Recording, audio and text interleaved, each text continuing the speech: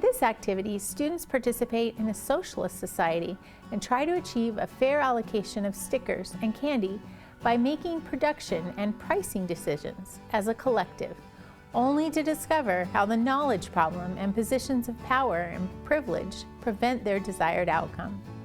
To begin, you'll need the slide deck and visuals provided with the lesson. Prepare 3 copies of the Production Manager worksheet and 2 or 3 copies of the life circumstance cards, cut into individual cards.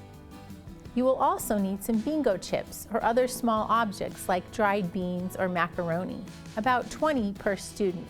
Finally, you will need a large assortment of small candies, approximately 4 per student, and a large assortment of stickers, approximately 4 per student. Explain to students that they live in a socialist economy that produces 2 goods, stickers and candy. That means that as a society, they collectively own the means of production and will be making decisions about production and price.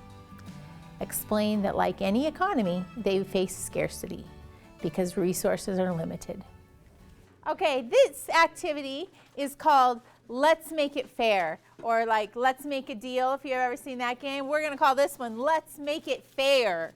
So you live in a 2-good economy that produces stickers and candy. And like any economy, we face scarcity because resources are limited. Scarcity just is a given fact. But you get to decide as a class how much of each good that you want to produce. Choose one of the first 3 visuals that fits your class size, small, medium, or large. This illustrates the combinations of stickers and candies they can produce. So this table illustrates scarcity. So you can choose any one of these combinations are possibilities. You could have all stickers, meaning 27 stickers and no candy. You could also say maybe we want 20 stickers and 14 candy, or we like an even mix, 18-18. Or you know what? Forget this. We're here. We want to treat ourselves, and we'd like a little dessert. We want all candy, 54 candies. And who wants stickers? 0 stickers. Those are all possibilities that we can have, okay? But the point is, you guys get to decide. It's your economy. Then pass out 10 bingo chips to each student. This will serve as the currency. We'll call them equalities. Everybody gets 10 of these. If you start in the back, then I'll start in the front in a minute, okay? These are bingo chips for teachers. I'll just tell you, you can order these very inexpensively on Amazon and use them over and over again. But if you want a cheap alternative, you can also just get like a bag of beans, pinto beans, black beans, macaroni, grab something from your pantry. Explain that because they are a socialist country and everyone owns the resources, they will have 5 minutes to decide as a class how many stickers and how much candy to produce with limited resources.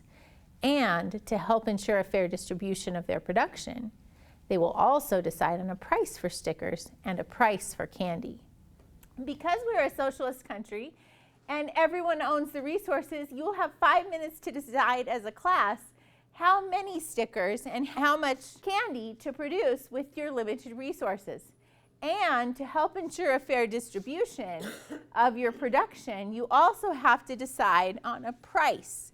So it's not just how much of each thing to produce. You have to decide what the price should be, knowing everybody will have just 10 equalities, okay? Give the students 5 minutes. It's highly likely that things will be fairly chaotic as they try to collectively make these production and pricing decisions. Resist the desire to help them make it less chaotic. It's important that they are in control. All right, start talking while Jay and I hand out equalities, okay? You guys start talking. Is to go 1 sticker and 1 candy per person, because we have more students than we have stickers. That we have twice as many candies as we have students. I think no matter what we pick, you'll have at least enough candies. Can't go for everything. But what if everybody's got 50? Right, but is that as an entire group, or is that... Oh, I mean the whole. Yeah, I don't they know. get something. Do we need a price for each one? A different price for the stickers and a different price for the candy?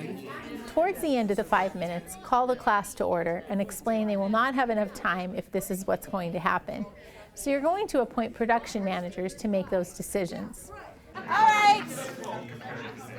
Do we have a decision? What's our quantity and what's our price? We're going all in on candy. No. You got, Sorry, I already made it. yes. You all agree to that? Stickers. No, no, no. 54 and 0. 18? Oh my gosh. Okay, you guys, you had one job.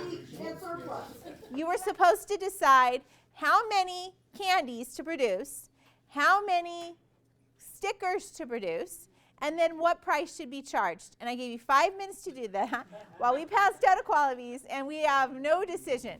Choose 2 or 3 students and point out that while the teacher is appointing the students in the interest of time, they could have gone through an election process to decide who the decision makers would be. Let the appointed production managers stay in the room to do their work, perhaps in one corner of the room. This allows other students a chance to influence any decisions if they can figure out a way to do so.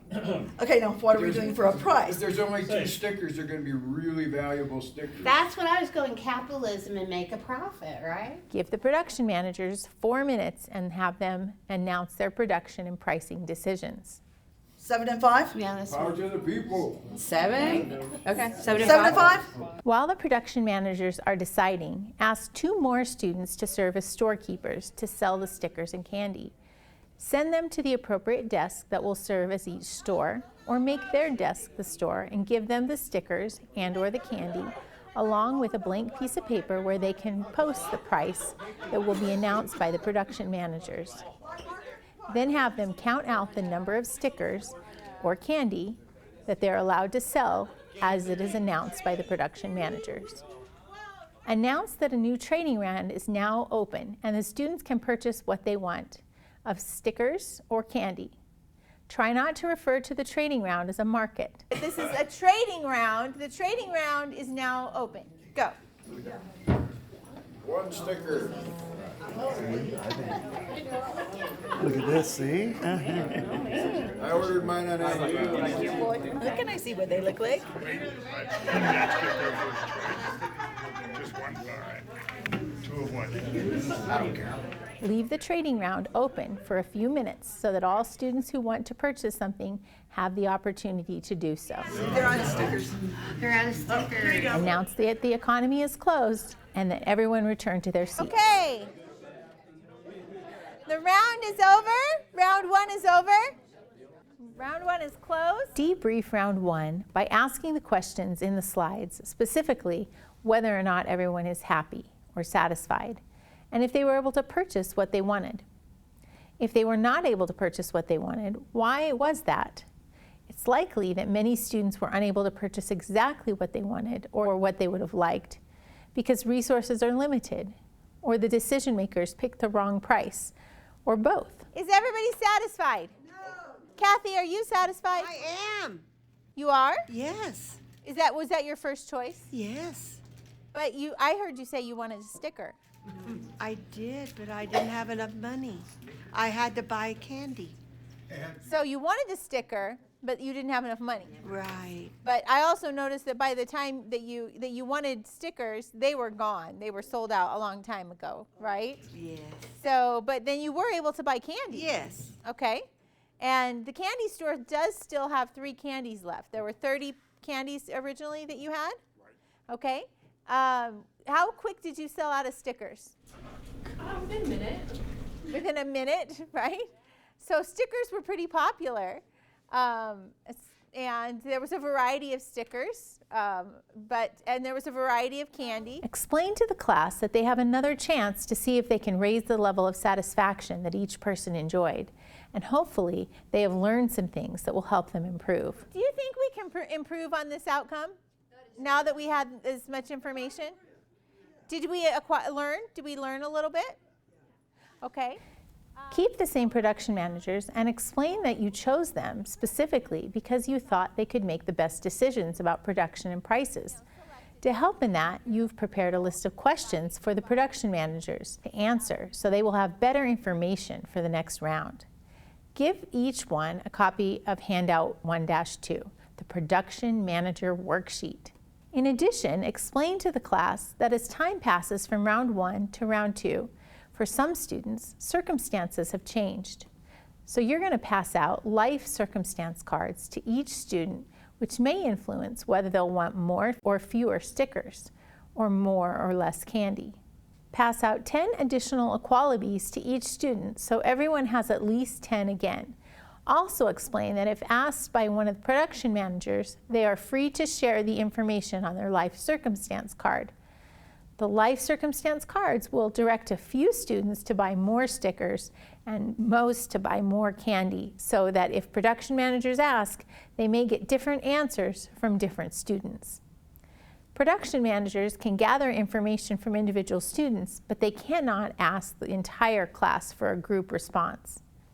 Announce that Trading Round 2 is open, and leave the round open until most students have had time to purchase goods or until the stores run out. Emily, what is the price for your stickers? 7, right? Correct. 7. Okay. And Jeff, is your store stocked? Completely, including the 3 that didn't sell last time. Okay, and what is the price for your each candy? $5. Okay, are you ready? You gotta be lined The trading round is open.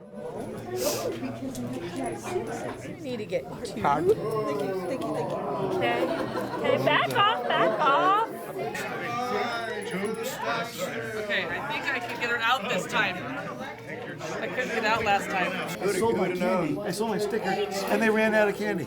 We're out of candy. Use the questions provided in the lesson to debrief round 2. Who is in charge here in this activity? What do you mean nobody? Is everybody happy this time? Why not? This is a socialist economy, and you're supposed to be, we're we, right? We're collective. You guys, nobody was in charge. You had the power. Was the outcome fair? Raise your hand if you say no. Raise the outcome if you say yes. Socialism is often seen as a way to achieve a more fair distribution of the goods produced. Even when there is not state coercion, there is still what Friedrich Hayek would call the knowledge problem. The information necessary to answer questions like what to produce and at what price to sell is highly localized and widely dispersed. It's impossible for the decision makers to have all that information for the group, and the individuals are left wanting and dissatisfied. So, is it practical or possible to have the necessary information? No, it's not. Were there positions of power or privilege? Yes. Give me some examples. I wanted a Heath bar. I was production manager. I got a Heath bar. You got 2 Milk Duds, right? I saved them for myself. For yourself. So he made sure he got some of his inventory. He paid for it, but he made sure he got it. He got some of his inventory. He's definitely in a position of power. Likewise, even when the group is deciding, there are still those individuals in positions of power and privilege that prevent the outcome from being fair or even desirable. While not perfect, markets, through prices, allow buyers and sellers to communicate their desires and willingness to participate, or in other words, pursue their own self-interest, achieving a more desirable outcome for society.